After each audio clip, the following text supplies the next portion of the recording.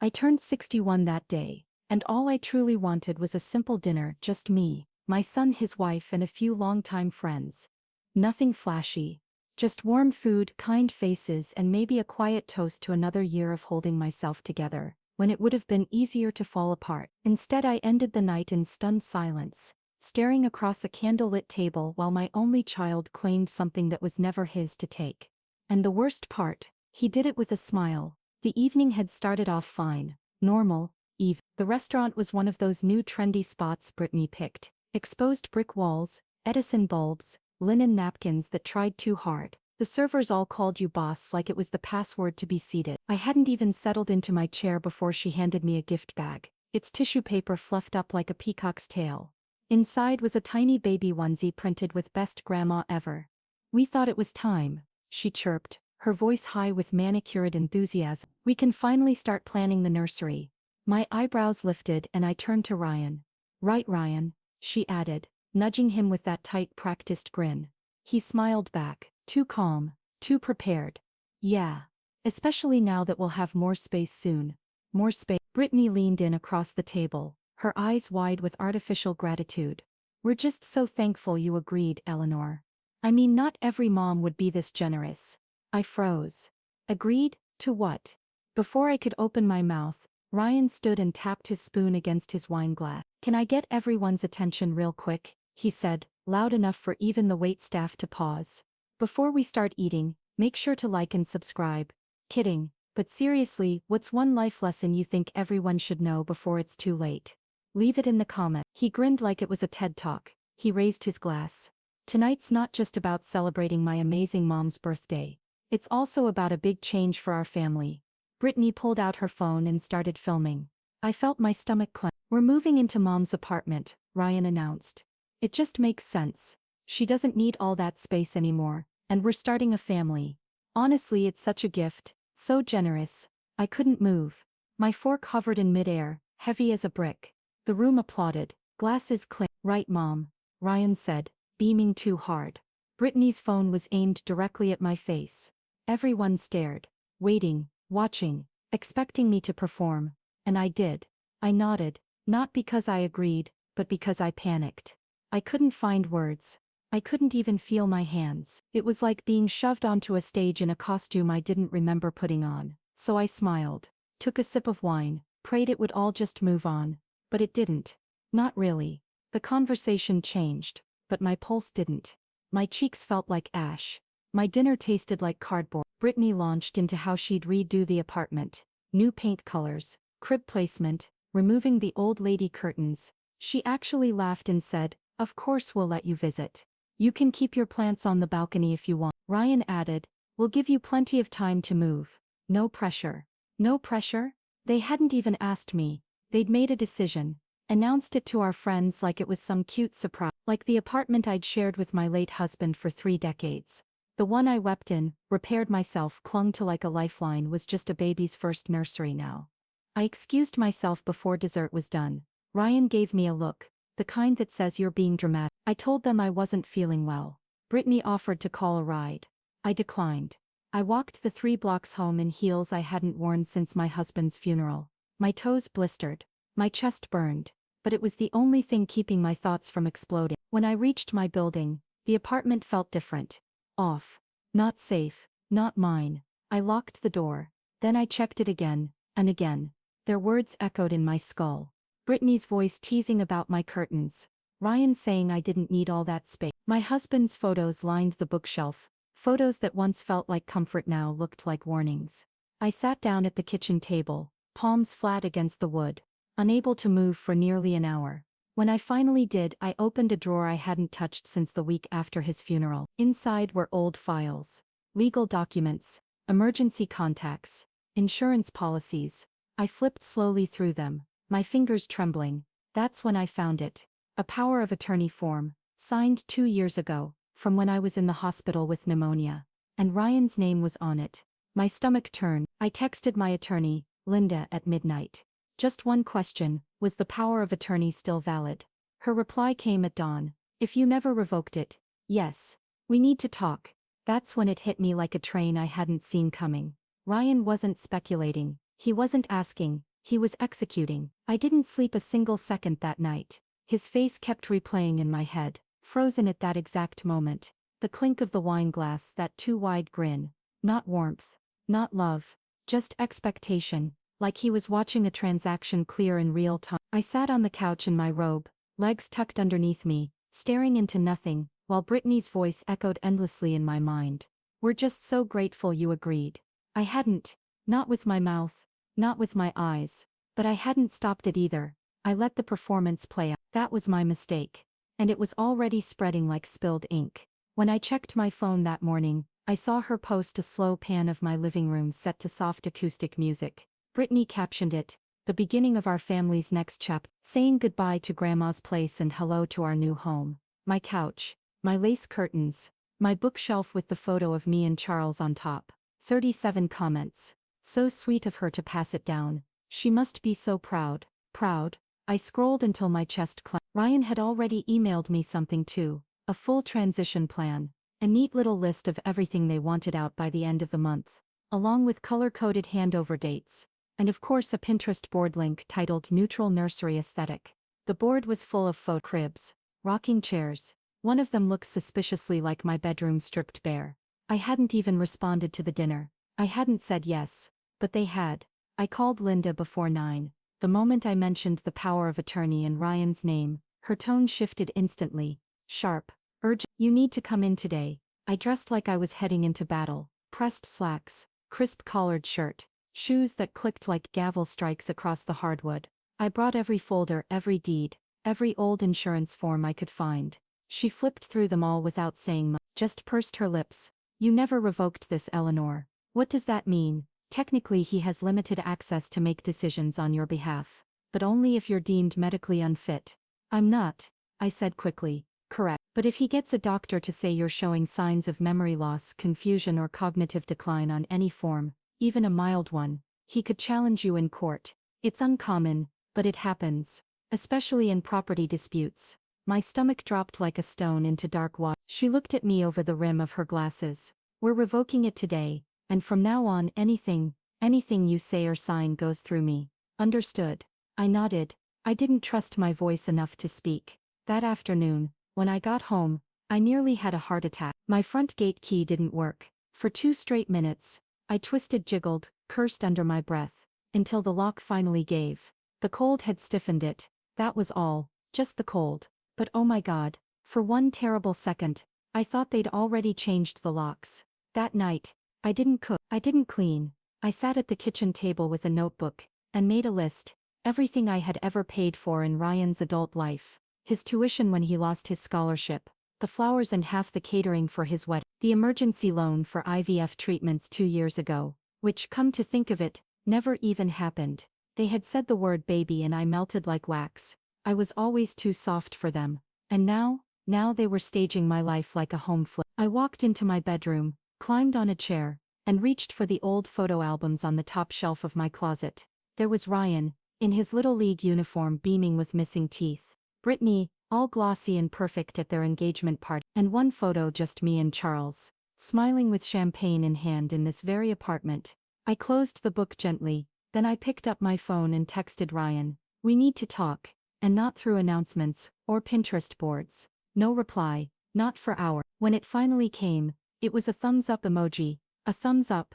That was the moment I realized. I wasn't his mother anymore. I was an obstacle, a locked door, a line on a deed, something that needed to be moved. And he wasn't going to ask again. 3 days after that dinner, I heard a soft scrape, barely a whisper, as I stepped out of the shower. A manila envelope, slid under my front door. No knock, no doorbell, just, delivered, still wrapped in a towel, heart thudding. I picked it up and peeled it open with wet fingers.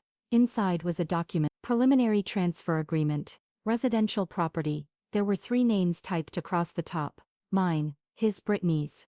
Only one blank space left, my signature. There was a cover letter too, clearly not written by him. The language was too clean, too rehearsed, but it ended with his voice. "No rush. Just need this signed before Friday for bank approvals. Thanks again, Mom." Bank approvals? They weren't planning. They were leveraging. They were already using my home as a done deal. I sat down on the edge of the bathtub, the paper damp in my lap, and texted Linda again. She called me back within minutes.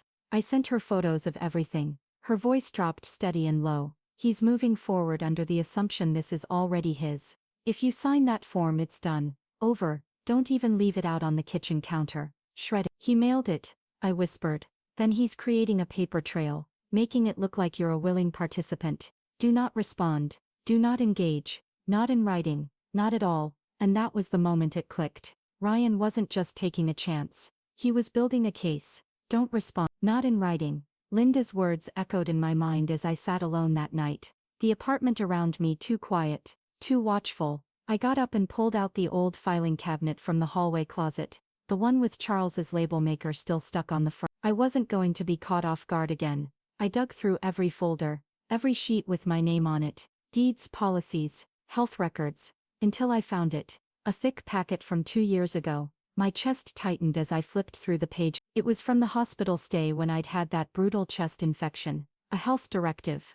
Boilerplate forms mostly, but tucked inside, halfway down the packet, was one I had completely forgotten: a limited financial proxy designation. It gave Ryan temporary authority over my finances if I became incapacitated. His name was right there, signed by me, and suddenly I remembered everything. I'd been lying in a hospital bed, IV in my arm, barely able to sit up. Ryan had walked in with a clipboard and said, "Just sign these, Mom. It's for the insurance paperwork." I hadn't read a word. I just scribbled my signature to make him go away. Later that night, I sent the scanned document to Linda. Her response was instant and cold. If they get a doctor, any doctor, to suggest signs of memory confusion, even subtle ones, they could use this. It wouldn't be easy, but it could tie you up in probate court for months.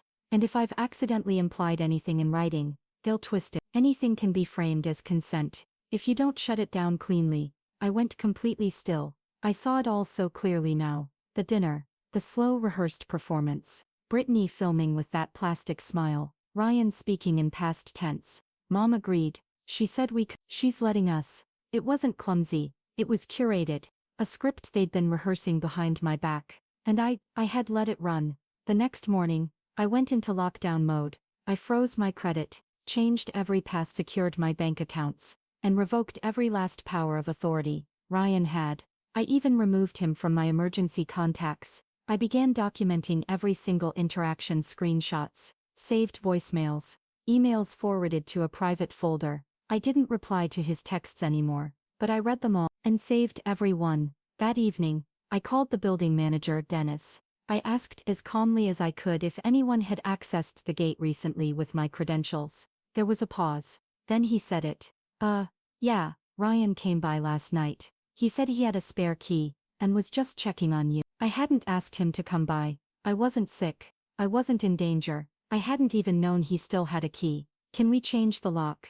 Dennis hesitated again. We can, but it'll take a formal request. Send me the form, I said. Tonight. After that, I gathered every important document, titles, tax forms, my wedding ring, even the deed, and packed them into a small metal lockbox. I shoved it under my bed. I stopped drinking wine with dinner, stopped taking anything that could fog my brain. I needed to be sharp. Every night before bed, I journaled every interaction, even made up a grocery list one night, and wrote it down by hand, just to have a dated sample in case I ever needed to prove my mental clarity.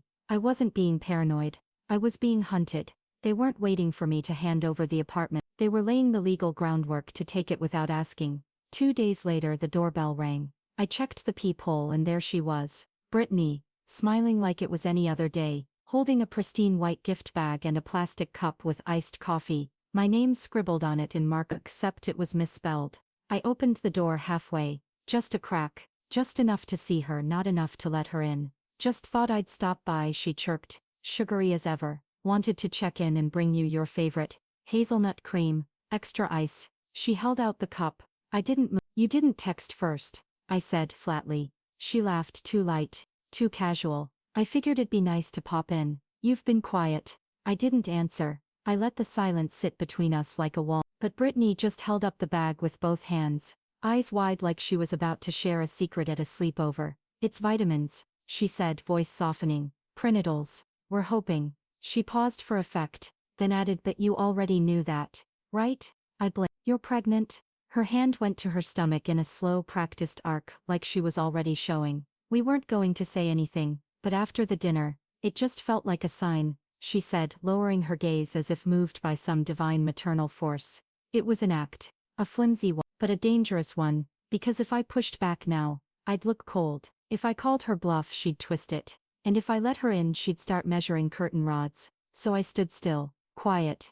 Because now I knew, this wasn't family, this was strategy. We weren't going to say anything, but after the dinner, Brittany dropped her gaze, and pressed her hand against her stomach like she was protecting something sacred. Her voice got soft, too soft. It just meant so much that you gave us your place. We feel like it's a sign. She wasn't pregnant. I knew it the second she said it. Her eyes were too sharp, too awake. There was no vulnerability, no trace of uncertainty, just performance, crisp and prepared. Later, when she finally stepped inside, after I foolishly moved aside for a moment, she placed her purse neatly on the counter and walked straight to the fridge like she owned it. She didn't hesitate, just opened the door, pulled out a bottle of sparkling water, twisted the cap, and took a long sip.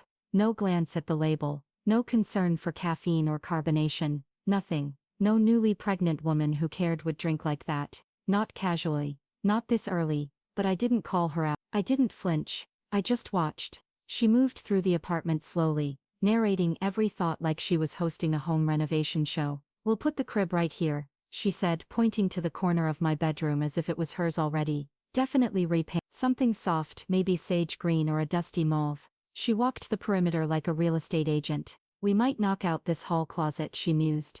Open the space up. I stood in the corner of the living room, frozen as she redesigned the walls I had cried beside, laughed and stitched memories into. It felt like I was watching her gut my life for resale. She ran her manicured fingers across the top of the bookshelf. This one we can donate, right? It's a little outdated, that bookshelf. My Charles built it with his bare hands 31 years ago, piece by piece, sanding it down until his knuckles bled.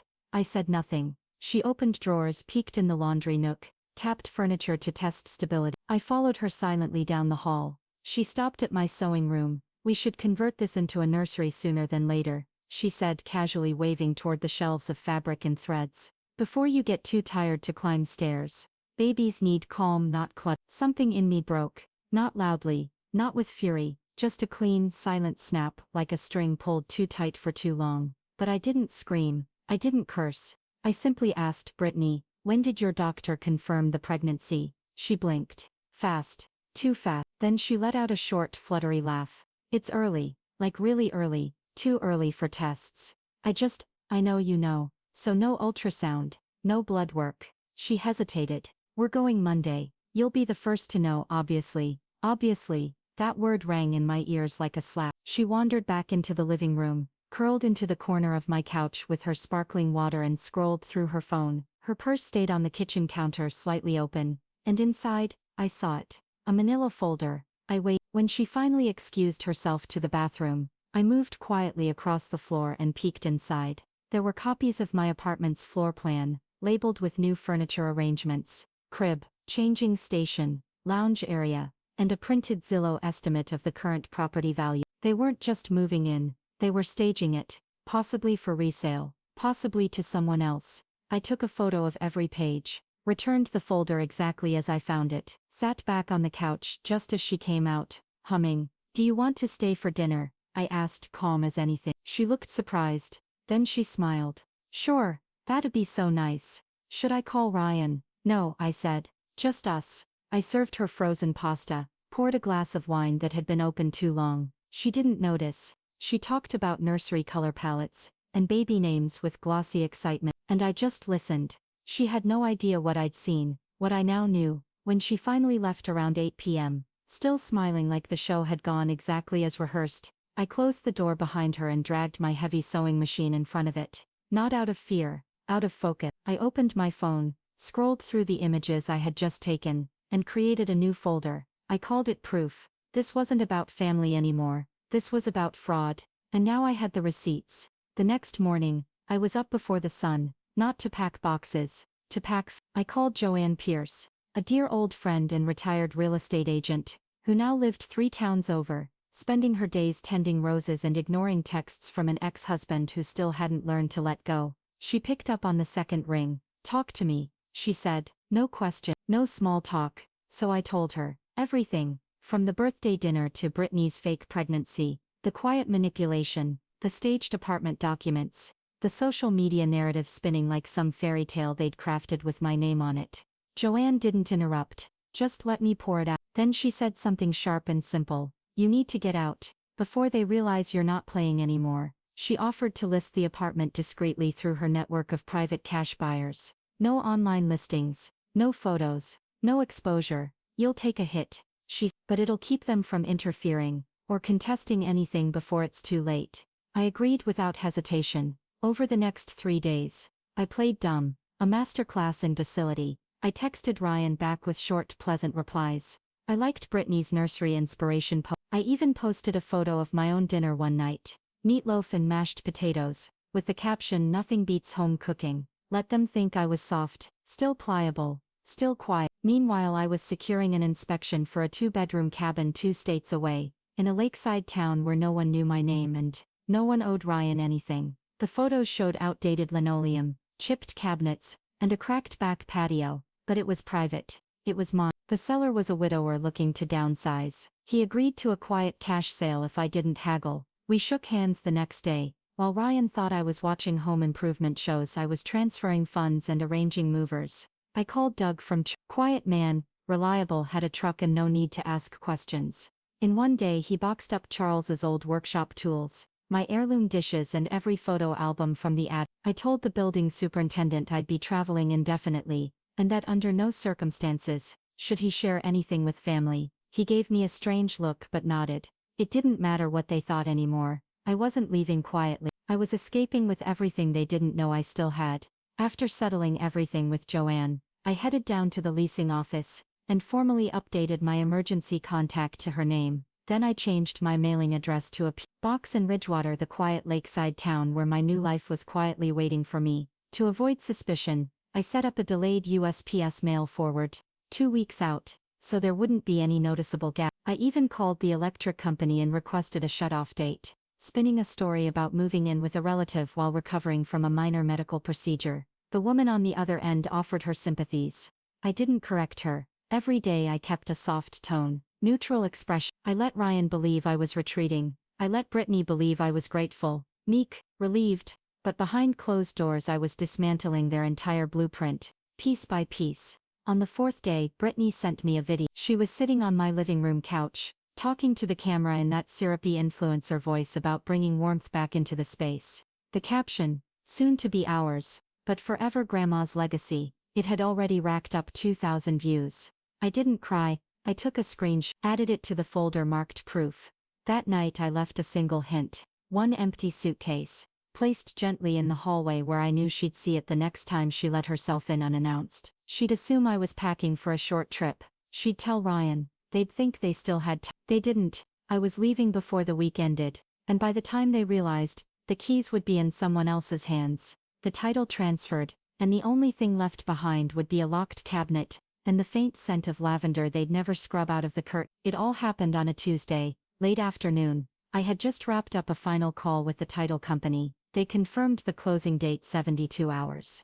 All cash, no contingencies, just like Joanne had arranged. I hung up, and that's when the knock came. Sharp, forceful, not the polite kind. I didn't answer. I stood still in the hallway, barefoot, heart steady. Another knock, louder, then Ryan's voice on the other side of the door. "Mom, open the door." I didn't move. I knew he'd brought his key. I also knew it wouldn't work. I had the locks changed 2 days ago. I hadn't told a soul. I listened as the key scraped uselessly in the lock. A pause, then a heavier knock. "Mom, I need to talk to you." Still, I stayed silent. Eventually he gave up on the key and started talking through the door. "You're not answering my texts. And Brittany's freaking out. We need to know what's going on." I stayed pressed against the wall, arms folded tightly, jaw clenched. Then his tone shifted. "We found out about the realtor. Joanne called someone we know. You're really selling the place. Are you serious?" Silence. "You're sabotaging your own family. Do you understand that?" More silence. And then he lowered his voice like he thought I was standing right on the other side. "If you don't open this door and talk like an adult, I swear to God I'll do what I have to do legally." And then he left. But not empty-handed. He slipped another envelope through the doorframe, just like last time. Inside was a formal notice printed, signed by some assistant from a legal firm I'd never heard of. The bolded section jumped out immediately. Request for transitional occupancy review, pending medical guardianship evaluation. I set the paper down slowly on the table, and called Linda. She answered before the second ring. I read her the sentence out loud. She sighed. They're escalating, they're not just pushing anymore. They're preparing a case. That night I sat at the kitchen table with my lockbox open. Documents spread around me like armor. I began recording a video summary of my financial decisions and timeline, speaking slowly and clearly, naming dates, amounts, reasons. I explained every transaction, every file, then I scanned and emailed everything to a secure folder Linda had access to, every screenshot, every social media post, every message. I included the cabin's signed offer, the inspection report, and the confirmation of closing. It was exhausting. But it had to be airtight, because the moment someone says you're forgetful, people stop hearing what you remember. The next day Brittany showed up again, alone this time, and without knocking. She stood in the hallway shouting loud enough for neighbors to peek through their blinds. We're trying to grow our family and you're being cruel. You said we'd have a home. You said we were welcome. Then she pulled out her phone. I saw the red blinking light. She was recording. She was filming. I could see the little red light blinking from the hallway. I opened the door just enough for the camera to catch my face, but not enough to invite her in. Not enough to let her twist my words. And I said only one word, Lee. She got it on video, just that. Her crying. Me still, quiet, cold. That night, the video went live on her page under a new title, When Family Betrays You, a Pregnancy Without a Home. It had soft piano music, slow motion fades, and Brittany's voice layered over a shot of my front door like she was mourning a tragedy. By morning it had over 4,000 likes. Comments poured in. How could a mother do this? Disgusting behavior from a bitter boomer. She doesn't deserve to be a grandma, hoarding space instead of giving love. I didn't cry. I didn't shout. I took screenshots, saved every post, filed them into my folder marked proof, and sent the whole package to Linda. The next day, Ryan finally broke his silence. He texted me one sentence. If you want to avoid court, sign the attached, and we'll forget all this. Attached was a PDF. A deed transfer agreement. Brittany had signed it. Ryan had signed it. My name was left blank, waiting like bait. I didn't even open the file. I forwarded it straight to Linda. Then, for the first time in days, I texted Ryan back. You'll be served within the week. Do not contact me again. And then I turned off my phone. By sunset my bags were packed. My keys were labeled and tied with string. On the counter I left a single note for the new owners. Everything here is yours now, except the silence I'm taking with me. At 4:00, before the city had stirred, before the sky had begun to turn, I wheeled my suitcase across the cracked sidewalk outside the apartment I'd lived in for 32 years. I didn't look back. Joanne met me 2 towns over with a coffee in one hand, and a silent smile that said everything I needed to hear. The cabin was 4 hours away, tucked near a lake, surrounded by whispering trees, and deep blessed quiet. When I arrived I didn't unpack. I stood barefoot in the kitchen, listening to the echo of nothing, and exhaled so long and hard it felt like I'd been holding my breath for months. I didn't check my phone. I already knew what would be waiting. When I finally powered it on 3 days later, the screen lit up like a siren. 37 missed calls, 19 voicemails, over 60 texts, most from Ryan, some from Brittany, a few from numbers I didn't even recognize. But it was the group threads that made my stomach clench. My cousins, family friends, even my sister, screenshots, snarky reactions. Brittany had sent them the video, me kicking her out while pregnant. Ryan had added a long self-righteous message, about how I had abandoned them. About how I flipped their home out from under, about how I ran away like a coward just as their baby was coming. The lie was still alive, still evolving, and worse, people were believing it, people I had cooked for every Thanksgiving, helped with bills when their cars broke down, held hands with when their parents passed. Now writing things like I hope you come to your senses, family sticks together, no matter what. It was no longer just a betrayal. Ryan was recasting our history. And I was suddenly the villain in a story I had built with my bare hands. But then, something unexpected, a text from Chloe, my niece, the one who never trusted Brittany, Aunt Eleanor. I don't believe a word of this. Are you okay? I stared at the screen for a long second, then replied yes. Safe and done. She sent back a heart emoji. Then, call me if you ever need backup. I mean it, I didn't cry, but I felt it. That rare silent kind of loyalty that doesn't ask for attention. The next morning, Linda called. The sale is final, she said. Funds transferred. Deed filed. My name was no longer on the apartment. Ryan's never had been. And now, never could be. I asked her about the guardianship threats.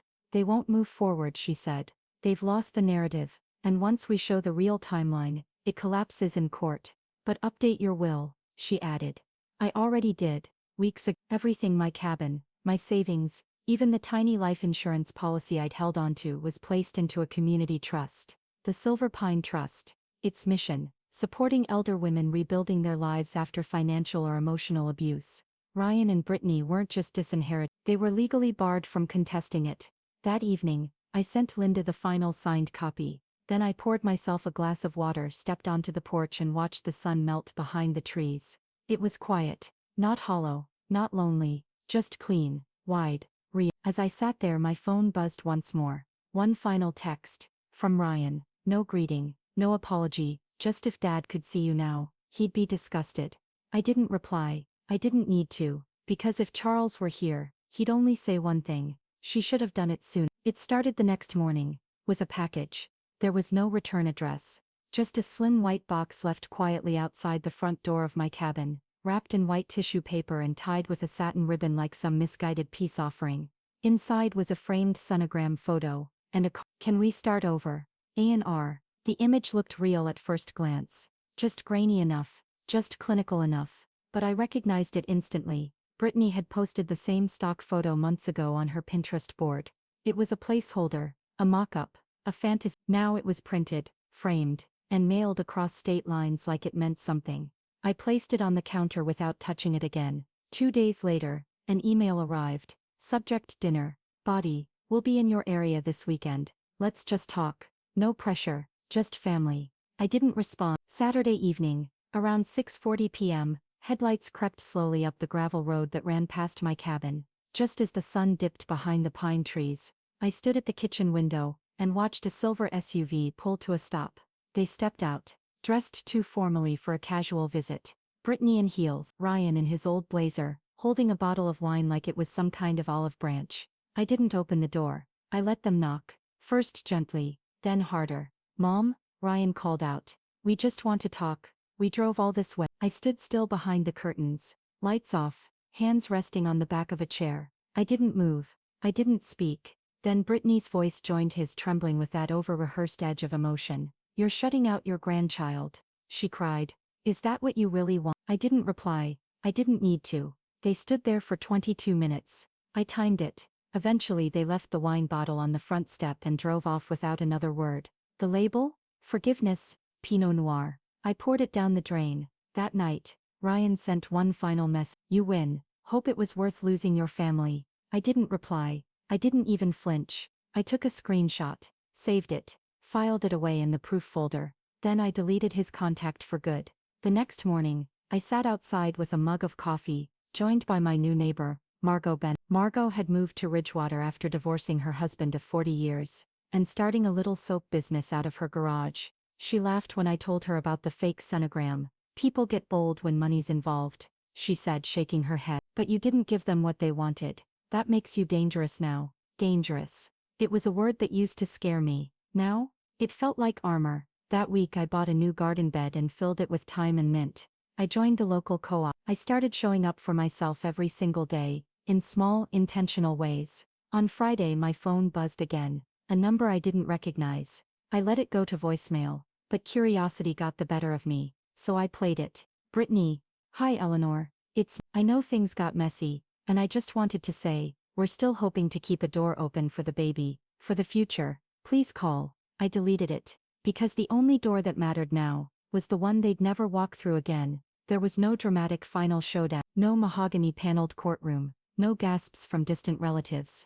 Just a quiet Thursday morning, over black coffee at Linda's office. She slid the final documents across the desk, her expression calm and steady. The last signature sealed what I'd already known in my bones. Ryan and Brittany were officially cut out of everything. No vague reconsideration, no fallback clause. Just a clean, binding legal declaration. that every asset I owned from my lakeside cabin to the silver photo frame on my nightstand now belonged to the Silver Pine Trust, a community endowment in Charles's name, dedicated to helping older women escape financial and emotional abuse within their own families. Linda double-checked each page before nodding. "It's done," she said softly. "If they challenge it, they'll lose. The paper trail is airtight." I nodded slowly, and took the folder in both hands. It felt like armor, and I was finally safe inside it. 2 days later, Chloe called. "I think Ryan knows," she said, voice tinged with amusement. "He's back to posting those cryptic quote graphics again. Betrayal always comes from those closest to you." And Brittany changed her Instagram bio to chosen family only. I laughed, really laughed. For the first time in weeks, it came out sharp and sudden, like a pressure valve releasing. "Let them quote. They lost the right to my name the moment they tried to steal it." A week later a letter arrived. It was from the board overseeing the Silver Pine Trust. The account had officially gone live. My first deposit was already allocated, quietly helping women like me take their first steps out of silence. I reread the paperwork twice before tucking it away in the cabinet next to my tea tin. That night, I opened a bottle of sparkling water and stepped out onto the porch, letting the wind off the lake sweep over me. I scrolled through a photo Joanne had sent, of the apartment I once called home. A new family had moved in, young, simple, honest. No Pinterest nursery, no rehearsed speeches. Just sunlight in clean rooms, smiles on faces, and in the background, the old bookshelf Charles had built, still standing, not torn down, not repainted, just there, holding plants. It felt like closure. Later that evening, my phone buzzed. A message from someone I hadn't heard from in years, Ryan's old college roommate. "Saw what they did. You were right to cut them off. Wish my mom had done the same before my sister drained her dry." I replied simply, "Thank you." Because this was bigger than one apartment. I hadn't just protected myself, I had named something that millions of people live through, and are too ashamed to speak about. I was done being quiet. While they stewed in their echo chambers of curated grievances and false martyrdom, I had rewritten the ending they thought belonged to them. I didn't give them a fight, I gave them silence, and I was learning that silence could be louder than anything they screamed. 6 months later, I stood barefoot on the back porch of the cabin,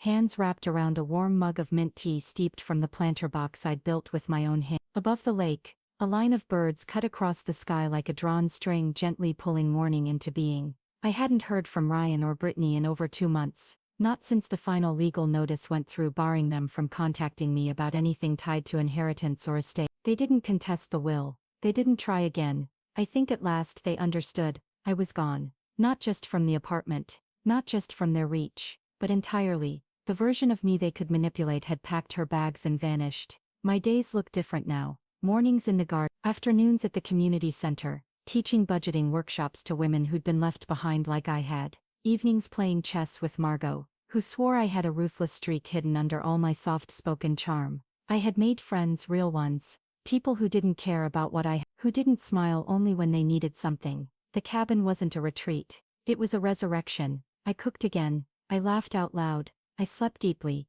no longer clutching my phone like a grenade.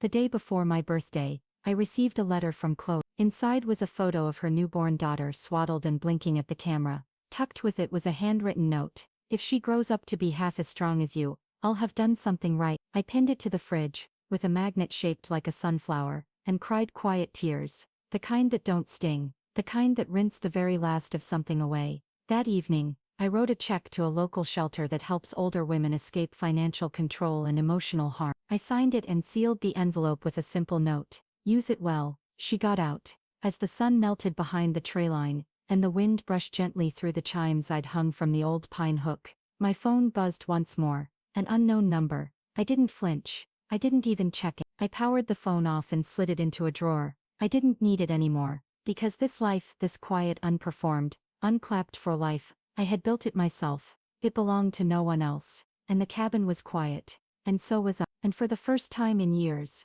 that silence didn't feel like a void. It felt like peace. Permanent, whole, final. Exactly how I wanted it. Exactly what they were never going to touch again. This story is a powerful reminder that betrayal doesn't always come from strangers. It often arrives wearing familiar faces, cloaked in polite smiles and sweet words. Eleanor gave everything to her son. Love, support, stability, only to be repaid with manipulation and calculated deceit. But instead of crumbling, she chose quiet resistance. She gathered evidence, revoked power, and walked away with her dignity intact. This isn't just a tale of escape, it's a story of reclamation, a story for every woman who's been told she's overreacting, too emotional, or simply in the way. If you've ever felt taken for granted, silenced or betrayed by those you trusted most, this story is for you. Let it remind you that peace doesn't come from pleasing others. It comes from choosing yourself. If this story moved you, please like, subscribe, and share it with someone who needs to hear it. Your support helps bring more untold stories like Eleanor's to light.